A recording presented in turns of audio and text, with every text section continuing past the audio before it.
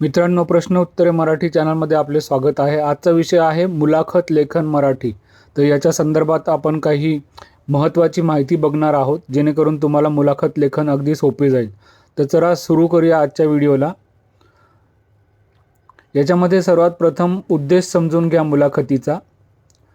तर याच्यामध्ये उद्देश काय आहे, त्याची माहिती देणे, पटवणे किंवा विश्लेषण करणे आहे का, त्यानुसार तुमचे लेखन तयार करा. याच्यामध्ये मित्रांनो एक लक्षात घ्या की अतिशय तुमचा क्लिअर आणि नीट असा हा माहिती असली पाहिजे तुमची.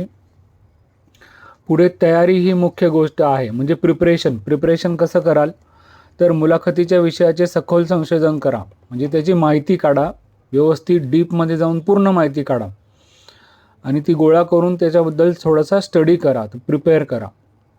हा मेन उद्देश आहे.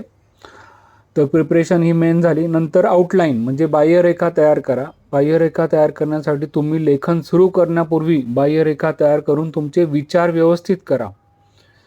म्हणजे यू शुड बी क्लिअर. तुम्ही स्वतः क्लिअर असले पाहिजे की तुम्ही कशा संदर्भात काय करता आहात. पुढचं घेऊया मित्रांनो, सशक्त परिचयाने सुरुवात करा. म्हणजे पॉझिटिव्ह अप्रोच ठेवा नेहमी. आपल्या निबंधाची सुरुवात आकर्षक परिचयाने करा. आता याच्यामध्ये निबंध किंवा मग तुम्हाला जनरल जो सब्जेक्ट आहे मुलाखत लेखन याच्या संदर्भात आहे. मुलाखत घेणाऱ्याबद्दल संदर्भ वगैरे द्या, हे तुमच्या लक्षात येईलच. पुढे घेऊया थेट कोट समाविष्ट करा. म्हणजे जे काही पॉप्युलर कोट असतात ते डायरेक्टली तुम्ही समाविष्ट करू शकतात. जेणेकरून काय होईल की ते पॉझिटिव्ह होईल, ज्याच्यात ऑथेंटिसिटी वाढेल आपली.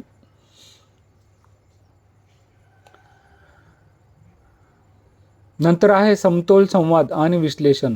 आता याच्यामध्ये समतोल संवाद म्हणजे ॲप्रोच जो आहे तो व्यवस्थित पॉझिटिव्हली बोथ साईड झाला पाहिजे. थेट संवाद किंवा तुमचे विश्लेषण यामध्ये समतोल साधा, अंतर्दृष्टी आणि व्याख्या प्रदान करा.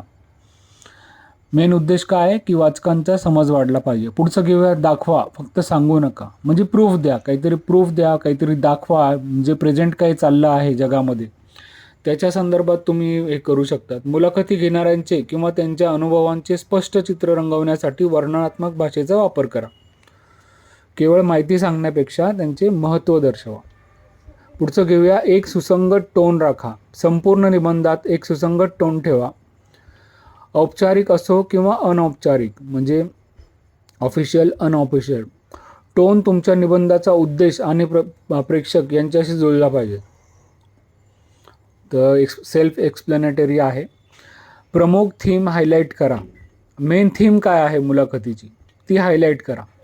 मुलाखती दरम्यान उद्भवलेल्या प्रमुख थीम किंवा नमुने ओळखा आणि हायलाईट करा. हे तुमच्या निबंधाची रचना करण्यात आणि महत्त्वाच्या मुद्द्यांवर जोर देण्यास मदत करू शकते. पुढचं घेऊया मित्रांनो, प्रभावीपणे निष्कर्ष काढा.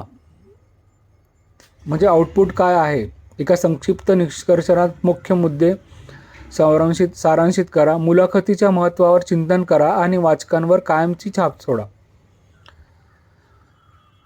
म्हणजे समरी जे आहे तो अतिशय चांगली काढा मित्रांनो. आता याच्यामध्ये हे बघा, काही प्रश्न आणि त्याचे उत्तरं कसे मिळू शकतात ते आपण बघूया. तर पहिला प्रश्न आहे, tell me something about your self. मला तुमच्याबद्दल सांग किंवा सांगा. स्वतःबद्दल थोडक्यात परिचय द्यायचा आहे. आता याच्यात दोन्ही गोष्टी आहे. उत्तरं देणारा हा इंटरव्ह्यू देणारा असणारे आणि प्रश्न विचारणारा हा इंटरव्ह्यू घेणारा. तर दोघांना ही जी थीम आहे ही दोघांना लागू पडते. सामर्थ्य आणि कमकुवतपणा याच्या संदर्भात तुम्ही प्रश्न विचारू शकतात. आणि जो इंटरव्ह्यू देणारा आहे तो आपल्या सामर्थ्य आणि कमकुवतपणाची चर्चा करा. डिस्कशन होईल याच्यामध्ये. इंटरव्ह्यूवर सांगेल की अशा गोष्टी आहेत, त्याच्याप्रमाणे मग ते पुढे होईल. याच्यामध्ये मी काही हे बरेचसे 15 साधारणतः हे दिलेले आहेत प्रश्न आणि त्यांच्या रिलेटेड उत्तरं, संदर्भ कसा डिटेलमध्ये करता येईल डिस्कस, ते सर्व दिलेलं आहे. ते तुम्ही बघू शकतात. आम्ही तुम्हाला का नियुक्त करावे, हा सगळ्यात कॉमन प्रश्न आहे. जवळपास प्रत्येक इंटरव्ह्यूला हा विचारला जातो. त्याच्यामुळे मुलाखत लेखन करताना हा प्रश्न जो आहे हा आला पाहिजे मित्रांनो. तुम्हाला नियुक्त का करावे. आता याच्यामध्ये आता आपली ज्याच्यासाठी तुम्ही घेतायत त्याचा संदर्भ उत्तरात आला तर पॉझिटिव्हली इफेक्ट होतो. आव्हानात्मक परिस्थितीचा सामना केला आहे का? आता काय तुम्हाला एखादा प्रसंग आला ज्याच्यात प्रेशर आलं आणि तो तुम्ही कसा हाताळला, हा प्रश्न इथे आहे. आव्हान आणि तुम्ही ते कसे हाताळले याचे वर्णन करा. याच्या उत्तरामध्ये तुम्ही तुम्हाला चॅलेंज आलं आणि ते तुम्ही कसं निभावलं. पुढचं, तणाव आणि दबाव हाताळत आहात का? आता जो उत्तर देणारा आहे तो असं सांगू शकतो की मी तणावाचा सामना अशा अशा पद्धतीने करतो, हे स्पष्ट उदाहरण देऊन तो सांगू शकतो. याच्यामध्ये मित्रांनो, आता तुम्हाला जर काही प्रश्न असतील, काही डाऊट असतील तर नक्की मला विचारा, तुम्ही कमेंट करा. जर तुम्हाला काही नवीन व्हिडिओ पाहिजे असेल तर नक्की कमेंट करा. पुढचं, आपत्कालीन आणि दीर्घकालीन उद्दिष्टे. आपत्कालीन आणि दीर्घकालीन म्हणजे शॉर्ट टर्म आणि लॉंग टर्म तुझे काय काय पर्पज आहे, तर तुमच्या करिअरची उद्दिष्टे शेअर करा. इथे जो इंटरव्ह्यू देणारा आहे तो त्याच्या करिअरची उद्दिष्टे स्पष्ट करेल.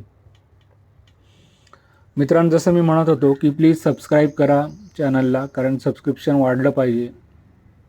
माझं चॅनल नवीन आहे, मी ग्रो करायचा प्रयत्न करतो आहे. त्याच्यात मला तुमची जी हेल्प आहे ती फक्त चॅनल सबस्क्राईब करण्यापुरती नाही, सबस्क्राईब करून पुढे जे माझे महत्त्वाचे व्हिडिओ येणार आहेत ते तुम्हाला बघायला मिळावे. म्हणून कृपया सबस्क्राईब करा, लाईक आणि शेअर करा. आता एखादा प्रोजेक्ट कसा काय यशस्वी केला आहे त्या संदर्भात हा प्रश्न होता. तुम्ही यशस्वी झालेल्या प्रकल्पांचे उदाहरण द्या. तुमच्या क्षेत्रात अपडेट आहात का? म्हणजे लेटेस्ट टेक्नॉलॉजी काय चालली आहे, तुमच्या क्षेत्रात काय काय लेटेस्ट गोष्टी आल्या आहे. जसं की समजा आर्टिफिशियल इंटेलिजन्स घेतलं तर AI मध्ये काय काय लेटेस्ट आलेलं आहे हे तुम्हाला माहिती पाहिजे. आणि दररोज सध्या AIच्या न्यूज येत आहेत न्यूजपेपरमध्ये, तर न्यूजपेपर वाचत जा मित्रांनो, मराठी इंग्रजी. टीमवर्क अनुभव. आता टीमवर्कचा अनुभव तुम्ही विचारू शकतात की तुम्हाला टीमवर्कचा अनुभव काय आहे, तर संघात काम करण्याचा अनुभव शेअर करा, हे उत्तर तो कॅन्डिडेट देऊ शकतो. टीमवर्कमधून आपल्याला काय साध्य करायचं आहे की तो टीमवर्क उद्या जर टीम हँडल करायला दिली तर तो टीमवर्कने ही टीम हँडल करू शकतो का आणि आपल्याला पाहिजे ते आउटपुट देऊ शकतो का, हा मेन उद्देश आहे या प्रश्नाचा. पुढचा प्रश्न घेऊया, समस्या सोडवण्याचा दृष्टिकोन काय आहे? तुम्ही समस्या कशा सोडवतात ते समजावून सांगा. आता याच्यामध्ये हा जो प्रश्न विचारला आहे, समस्या सोडवण्याचा दृष्टिकोन, तर आपला हेतू काय आहे, पर्पज काय आहे, किंवा आपली दृष्टी काय आहे, तुम्ही कसा प्रॉब्लेम सॉल्व्ह कराल. बरेचसे प्रॉब्लेम येतात ज्यावेळेस ग्रुपने कामं चालतात, तर ते समस्या सोडवण्याचा दृष्टिकोन हा पॉझिटिव्ह पाहिजे आणि त्याप्रमाणे आपल्याला उत्तर मिळायला पाहिजे. पुढचा प्रश्न असला पाहिजे, विधायक टीका हाताळत आहात. तुम्ही फीडबॅक कसे हाताळता, म्हणजे निगेटिव्ह फीडबॅक येतात, तुम्ही ज्यावेळेस सर्व्हिस देतात किंवा एखादी गोष्ट करतात तर त्याचे फीडबॅक येतात, अरे ही चांगली केली, अरे ही वाईट केली. तर वाईट केली तर मग प्रॉब्लेम काय आले, ही टीका कशा तुम्ही हाताळ करतात. जसं की आता सध्या गुगलवरती रिव्ह्यू येतात बघा, निगेटिव्ह पॉझिटिव्ह, तर त्याला रिप्लाय कसे येतात ते तुम्ही बघत जा. पुढचं घेऊया, नेतृत्व कौशल्य उदाहरण. अशी परिस्थिती सामायिक करा जिथे आपण नेतृत्व प्रदर्शित केले होते. आता ग्रुप ॲक्टिव्हिटी ही जनरली सगळ्यांसाठी असते, पुढे जाऊन त्याच्यातच ग्रोथ करायला लागते. म्हणून नेतृत्व कौशल्याचं उदाहरण, तुम्ही काय नेतृत्व केले होते, एखादी टीम, एखादा स्पोर्ट्स खेळला, त्यात तुम्ही कॅप्टन होतात किंवा स्कोअर एवढे पाहिजे होतं आणि तुम्ही एवढे काढले, ते तर तुम्हाला कॉमन उदाहरण क्रिकेटचं. पुढचं घेऊया, वेळ व्यवस्थापन, टाईम मॅनेजमेंट तंत्र. How do you manage time, हा इंग्लिशमध्ये झाला त्याचं ट्रान्सलेशन. तुम्ही तुमचा वेळ कसा व्यवस्थापित कराल यावर चर्चा करा. मग आता याच्यामध्ये वेळ व्यवस्थापनावरनं आपल्याला माहिती मिळते की तो कॅन्डिडेट जो आहे तो कसं टाईम मॅनेज करतो. मग पुढे त्याला ज्यावेळेस आपण जास्त काम देऊ तो कसं टाईम मॅनेज करेल. पुढचं घेऊया, आमच्या संस्थेबद्दल माहिती आहे का. ऑफकोर्स आता आपली अपेक्षा असते की समोरचा जो आला इंटरव्ह्यूला त्यांनी थोडीफार माहिती काढली असेल आपल्या संस्थेबद्दल, तो प्रश्न विचारू शकतो आणि त्याच्या उत्तरातून आपल्याला समजेल की त्याचं किती इंटरेस्ट घेतो आहे तो आपल्या कंपनीमध्ये किंवा आपल्या संस्थेमध्ये. ह्या प्रश्नाच्या उत्तरावरून आपल्याला ते माहीत पडतं. आमच्यासाठी काही प्रश्न आहेत का, आता हे लास्टला आपण विचारू शकतो की तुम्हाला काय डाऊट आहे, किंवा मग याच्यातनं आपल्याला काही काही वेगवेगळे प्रश्न माहिती पडतात. तर मित्रांनो, चॅनलला प्लीज कृपया करून सबस्क्राईब करा, लाईक करा आणि शेअर करा. धन्यवाद मित्रांनो. पुढे काय अजून पाहिजे असेल तर नक्की सांगा, कमेंट करा. मी नक्की प्रयत्न करेन की त्याच्यासाठी व्हिडिओ बनवण्यासाठी. धन्यवाद. Bye bye.